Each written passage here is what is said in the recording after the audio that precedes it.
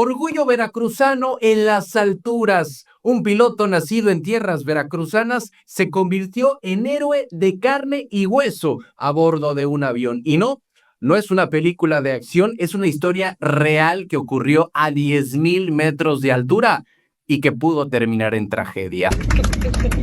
Sobrevivimos.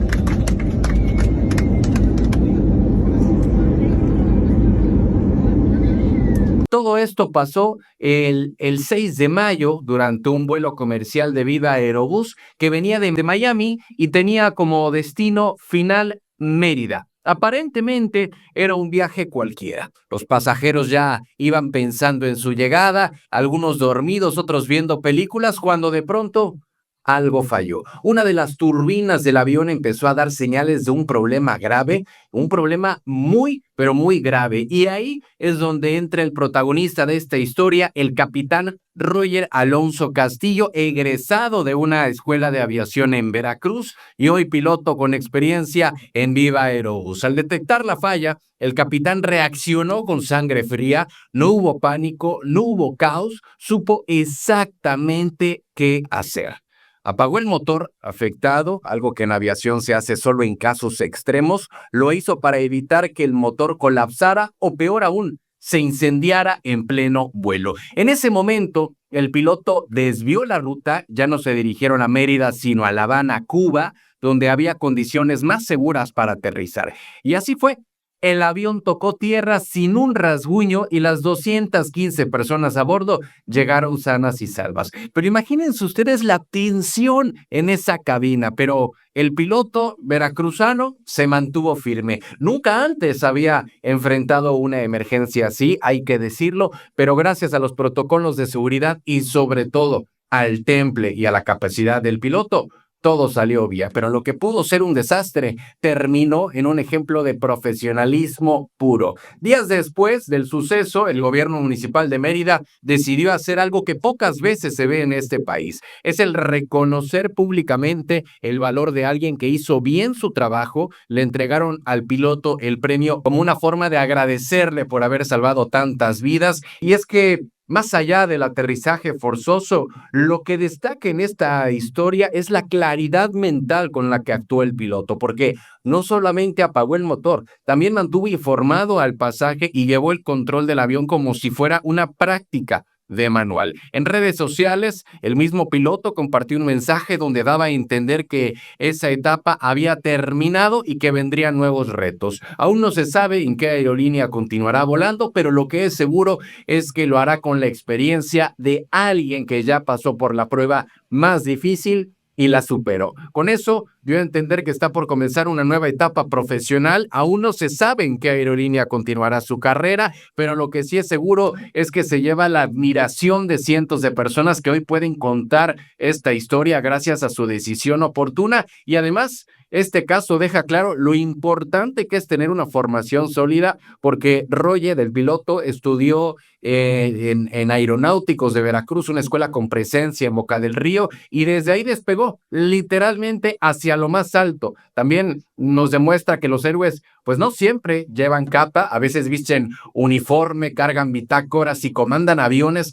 con una responsabilidad impresionante, porque en un país donde muchas veces se ignoran los buenos ejemplos, vale la pena contar historias como esta porque inspiran, porque levantan el ánimo y porque nos recuerdan que sí hay personas que hacen la diferencia, incluso cuando nadie las está viendo. Así que un aplauso de pie para Roger Alonso Castillo, un orgullo veracruzano y un orgullo nacional. Noticias locales. Diluvio en Jalapa y Emiliano Zapata. Y es que lo que cayó sobre Jalapa y el municipio de Emiliano Zapata este fin de semana no fue una simple lluvia, fue un auténtico diluvio. Vecinos de fraccionamientos como Valle Real, Terranova y Jacarandas siguen sacando el agua de sus casas, limpiando lodo de sus pisos y contando los daños luego de las lluvias torrenciales que convirtieron calles en ríos y avenidas en canales de corriente peligrosa. Y miren que los viernes estamos yendo para Jalapa para estudiar la maestría y en camino, justo en la entrada de Veracruz a Jalapa, estos ríos en las avenidas eran reales. Todo comenzó desde el lunes de la semana pasada con los remanentes del huracán Eric y varias vaguadas que se quedaron dando vueltas por la región. Pero fue entre el viernes y sábado cuando el cielo literalmente se vino abajo en Jalapa. En solo una semana cayó lo equivalente a un mes entero de lluvias en Jalapa, para que se dé una idea de la magnitud de lo que se vivió este fin de semana. Más de 326 milímetros de agua.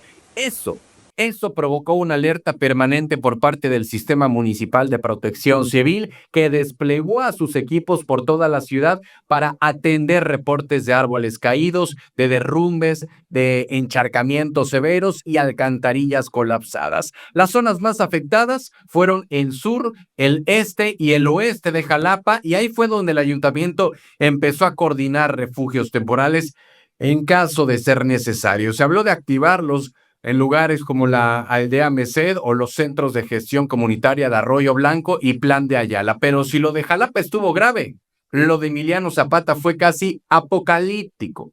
Si nos damos cuenta de los videos que circularon en redes sociales, no dejan lugar a dudas. Calles desbordadas, autos flotando, vecinos atrapados y avenidas como las que pasa frente a Plaza El Juguete completamente bajo el agua. Es justamente en Plaza El Juguete donde se puede llegar a encontrar ahora sí que la entrada de Jalapa, si uno viene de Veracruz, y estaba completamente bajo el agua. Uno de los momentos más tensos fue cuando se reportó que una familia quedó atrapada dentro de su vehículo en Valle Real. El agua subió tan rápido y con tanta fuerza que los gritos de auxilio se perdían entre la corriente. Nadie podía acercarse, el agua arrastraba todo lo que encontraba a su paso, y en esa zona, junto con Terranova y la Ciénega, el panorama fue desolador. El lodo entró en los propios departamentos de plantas bajas, los carros terminaron apilados o volcados, y lo peor es que al cierre del sábado ninguna autoridad había llegado a ayudarlos, según cuentan los propios vecinos. La explicación técnica apunta a que varios arroyos de respuesta rápida se desbordaron, en particular los de la Estanzuela y el Vado Chavarrillo, que cruzan esa región entre Emiliano Zapata y Coatepec. Todo ese exceso de agua, al final del día, busca salida, y la encontró en los fraccionamientos. Las dependencias municipales de Emiliano Zapata activaron vigilancia y monitoreo en conjunto con la Secretaría de Seguridad Pública del Estado, y se desplegó el llamado Plan Tajín para atender la emergencia. El alcalde, Eric Ruiz, pidió a la población no salir de casa y mantenerse atentos a los canales oficiales. Aseguró que ya se solicitó apoyo a otros niveles de gobierno, pero los vecinos siguen esperando a que esa ayuda llegue de verdad. En muchos puntos del municipio, el agua comenzó a bajar hasta la tarde del sábado, pero ya los daños estaban hechos: electrodomésticos inservibles, pisos cubiertos de lodo, muebles perdidos y un susto que difícilmente se les va a olvidar a quienes lo vivieron. Y por si fuera poco, la alerta no ha terminado, porque Protección Civil advirtió que la tierra está completamente saturada de humedad y que en los próximos días podrían seguir las lluvias. Se espera que la llegada de una nueva onda tropical que traería entre 50 y 70 milímetros de agua adicional, es decir, la historia podría llegarse a repetir en la zona. Por eso se pide a la ciudadanía no sacar basura a la calle, atender el toque de campana y no arriesgarse a cruzar avenidas con corrientes intensas, porque sí, mucho tiene que ver el clima, pero también nosotros jugamos un papel importante para que el drenaje funcione y las alcantarillas no colapsen.